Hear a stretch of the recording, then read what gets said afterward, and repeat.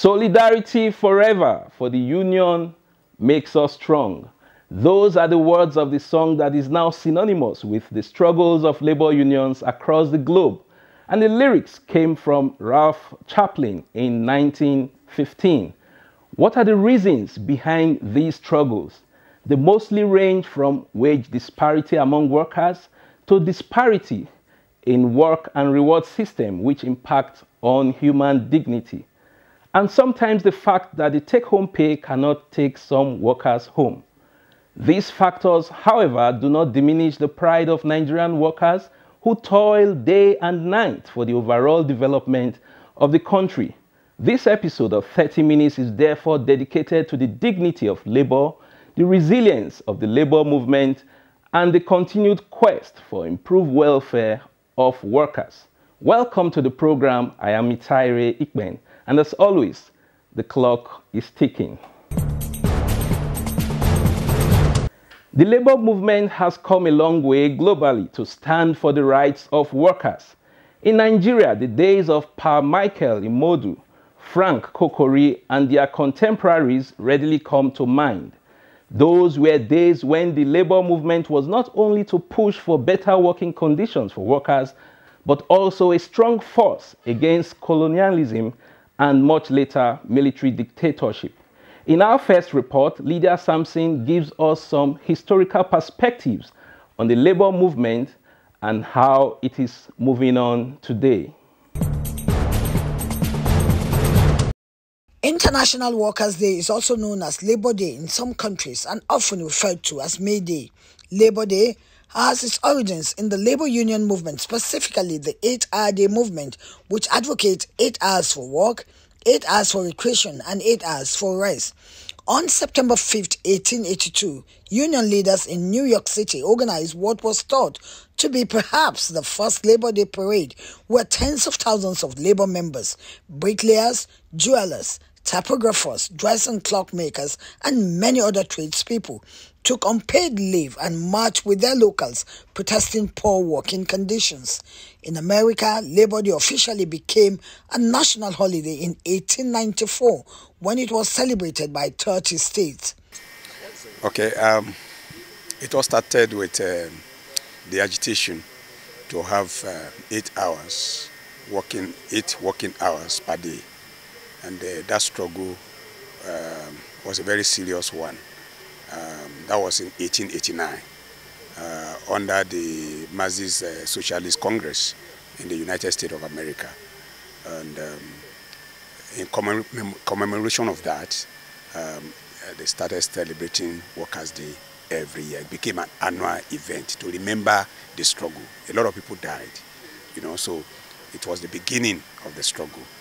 And if you want me to take it to a more larger distance, you remember the struggle for emancipation. Because May Day, we are trying to honor our heroes of the yesteryears, who were workers and they were fighting for their rights. Not even in Nigeria, Chicago and the United States and other neighboring areas, when the issue of what are their rights. Like today, we are having 8 hours a day job. That wasn't so. People were working and subjected to so many hours of job and hardships, bad conditions, and bad working environment, and nobody cared about their own welfare. So there was this diplomatic relations. People will always want to talk. People will always want to discuss amicably on a round table, starting with complaints, but nobody heard them. It got to a point where they were now pushed to the wall and they protested. 1st of May every year is a national public holiday in many countries across the world to celebrate International Workers' Day. Some countries celebrate Labor Day on other days significant to them, such as the United States and Canada, which celebrate Labor Day on the first Monday of September. Though the dates and names may differ, the key objectives of the day are the same. It started long ago, and during those days, they were able to achieve it because of the way they were being treated, and they realized that there is need for them to do what? Come as a force for them to be able to fight for the interests of their members. Even as at then, though it may look a little bit crude, but as at then, they were working together based on the environmental situation they found themselves. Now, things have been able to improve over the years because of the situations that we find ourselves.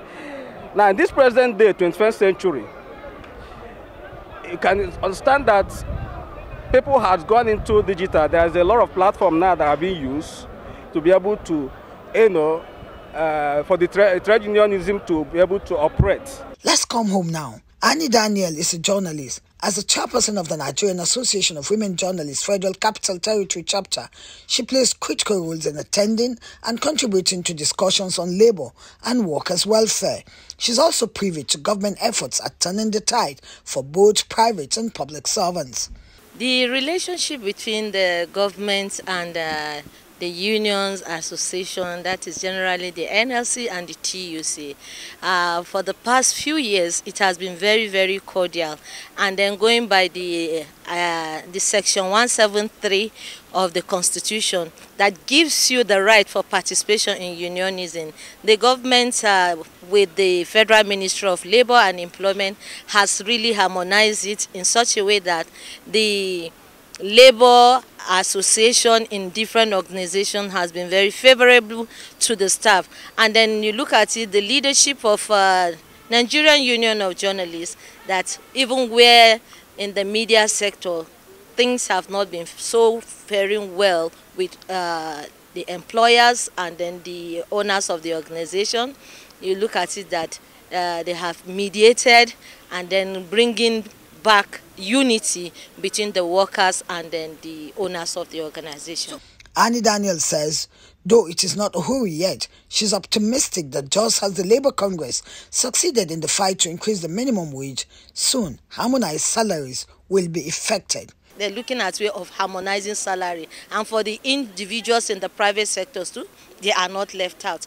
They will equally stand to benefit. So the life of workers in Nigeria will be better with the intervention of the Federal Ministry of Labor, the NLC and the TUC, synergizing to see that good package is given to the workers in Nigeria.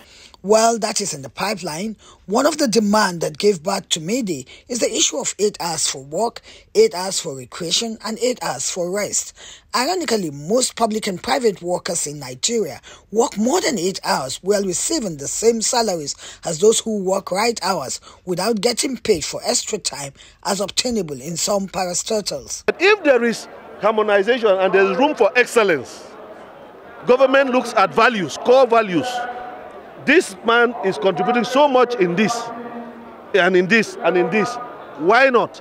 And it pays you salary that is commensurate to your output. That is what we call job evaluation. You will now begin to understand that people will be put in proper places where they actually belong.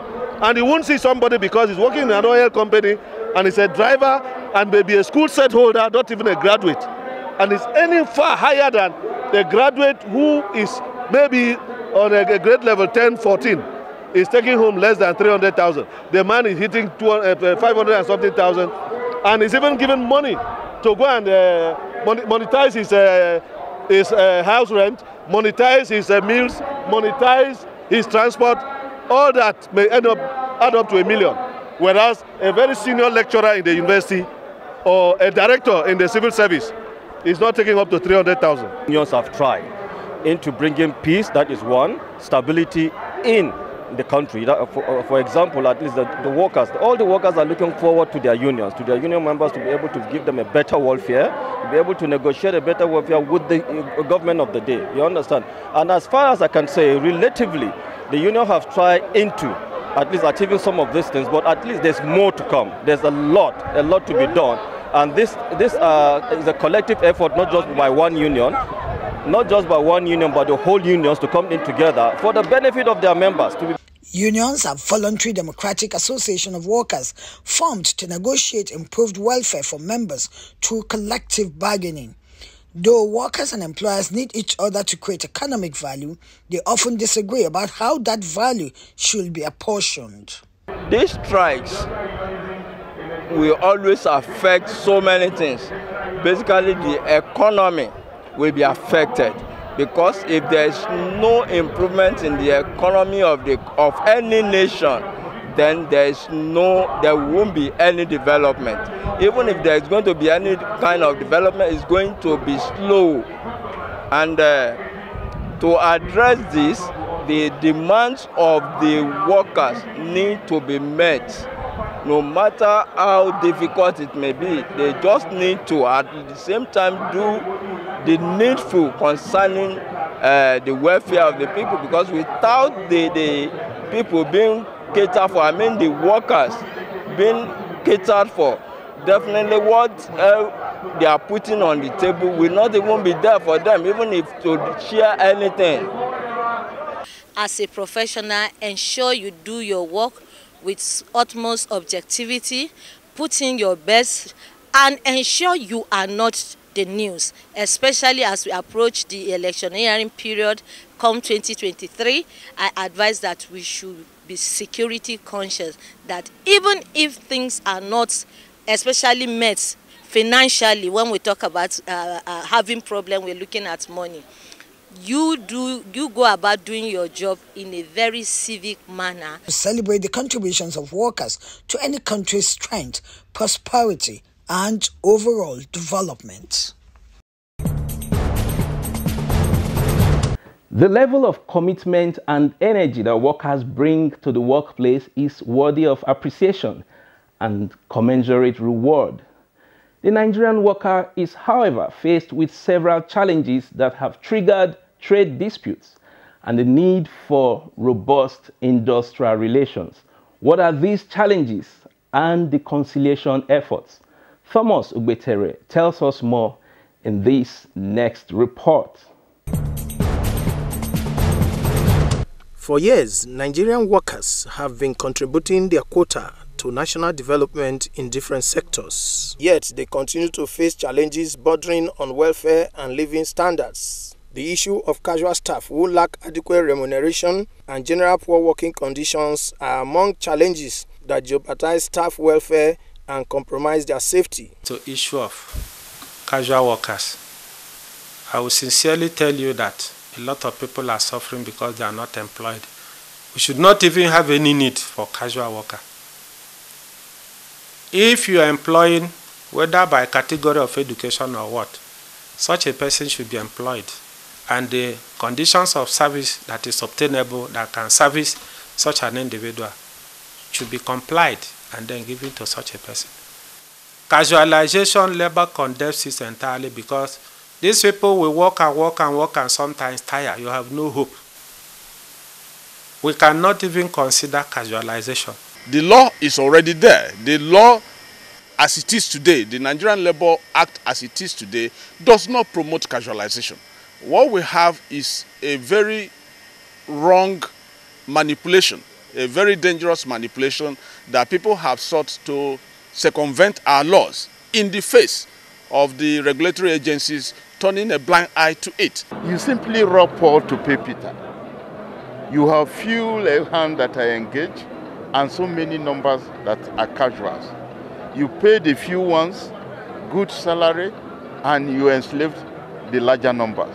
And for us, it's unacceptable. In other cases, lack of insurance cover for workers and the inability of some state governments to pay the new minimum wage are part of challenges facing Nigerian workers. And that brings it to the issue of insurance. It has been politicized left and right instead of protecting the workers as done overseas in other countries. Our government do not have interest in that. Take for instance what we call the minimum wage. It is supposed to be the minimum, not the maximum. Even that minimum, some government, especially state government, are finding it difficult to pay. For instance, take yourself who are at the risk of coming to the crowd every now and then. subjecting you to 30,000 naira minimum wage. If you divide it, I tell you it is less than $2 per day, which is not a thing that can take you home. A bag of good rice now is about 30,000. It means a worker will buy one bag of rice and you go and fetch water and be cooking it to be eating it every day without any talk more of even training your children in the school. If you are down, how do you take care of yourself? How do you buy medication? Ensuring the welfare of workers by paying them their dues, respecting their dignity by eliminating the master-servant mentality, regular and timely upward review of minimum wage, and promotion as at when due in accordance with both the Nigerian and international labor laws have always been the demand of workers through their unions. But some employers believe that an employee should not dictate what the employer should pay him or her. Any demand by the workers are tied to the conditions of service. They are reasonable demand, not unreasonable. They are reasonable. Therefore, such demand should be obeyed. Now, on the other part of government, yes, they will always say labor is pushing us to agree on what we cannot afford or sustain. There's always that defense. But when labor demands and itemize what they need, government on their own wisdom should invite labor, discuss. The one they can achieve, they will say we can do this one now, the other one later. But sometimes they will wait for labor unions to go on strike before they call for negotiation. Even when letters are written, they may not respond because everything is politics in Nigeria. In politics, they decide to give attention to what they feel like and ignore what they feel like. So it should not be that way. When it comes to negotiation, law is established in such a, labor unions are established in such a way that they can have opportunity to negotiate with government. That is why issue of head of service, when you talk about labor, Joint Public Service Negotiating Council, they will tell you that the chairman is the head of service. In the states, it's the same head of service of the state. So when these two people, these groups are working together, they may know such laws. So most often, what creates issue of stalemate and things like that is when government decide to shift by feeling that they hold the handle of the knife, you can go to hell. After a week or two, you'll be hungry, you'll come back. But ordinarily, there should be reality of looking at issues presented and then decide which one do we take now, which one do we incorporate, even in budget. If an item is not captured in a budget, there's nothing wrong sincerely saying, this one cannot be done this year, we can do it next year. There is no demand in present-day Nigeria from the worker that can be termed outrageous. Not one. Not on wages. We are about the least paid. And that is why people keep coming from outside the country to look for our professionals, to get our workers to go on what people now call greener pastures. But there is no Nigerian worker that wants to live outside the country. Everybody wants to work here. So there is no demand we are making with regards to wages that is outrageous. No. There is no demand we are making with regards to equipment to use to deliver service that is also outrageous. We are asking for the basic things you use to work. If you say you demand laboratory apparatus for you to be able to teach children in a chemistry lab or in a physics lab, that can't be outrageous. You are not asking for new inventions. You are asking for things that are practical. Workers, however, argue that they patronize the same market as others in the society. Hence, there have been calls from different quarters and union leaders to harmonize the salary structure and wages of all ministries, departments, and agencies of government in Nigeria. I will want to agree with harmonization of salaries.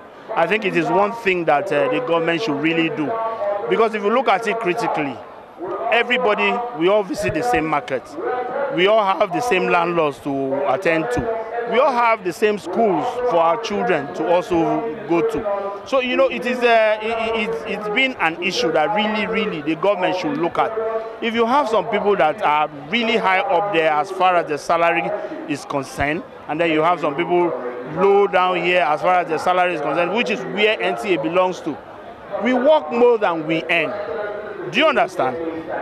We take home, what we take home really does not go with you. You as an example, you work round the clock.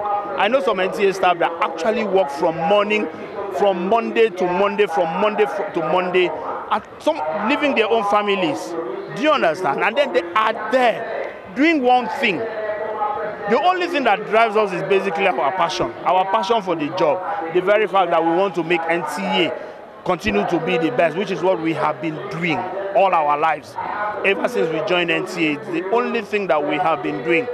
But the government should also find a way of letting us know that we also appreciate you. I believe in harmonization because if, let's assume we finish school the same year and you are working in NMPC and you are paid $1 billion and somebody who is in a ministry is paid 100,000, will you like it? No.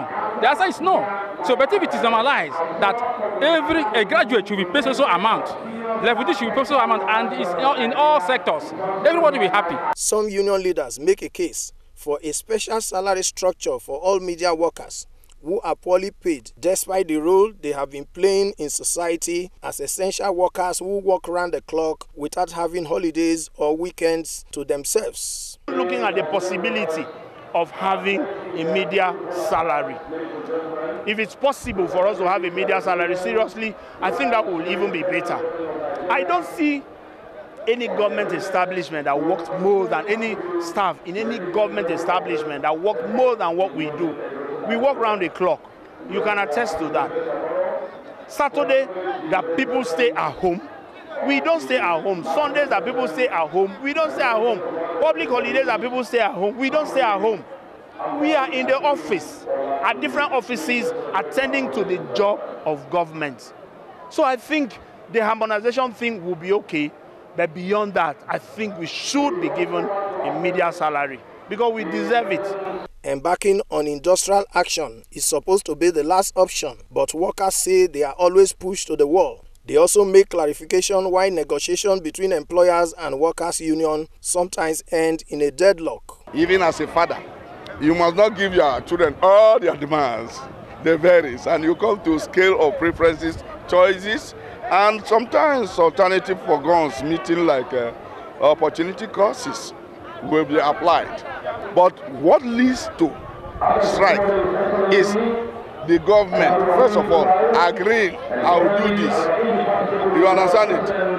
Agreeing, both in documentation, we will do this, they will not do it. What stops you from saying, in this aspect, we cannot put hand on agreement? Nigeria is our own. Let us see the need to preserve it and protect the working class. As a way forward, there is advocacy for government and other employers of labor, as well as the labor unions, to have mutual respect for each other and also respect the international labor laws. Indeed, mutual respect is key in industrial relations. While there is no substitute for hard work, every worker is worthy of his or her wages. So the struggle continues, but victory is certain. This is where we leave it for today's episode of 30 Minutes on NTA News 24. Rest assured, we'll bring you another interesting issue next week. I am Mitaire Ikpen. Thanks for watching.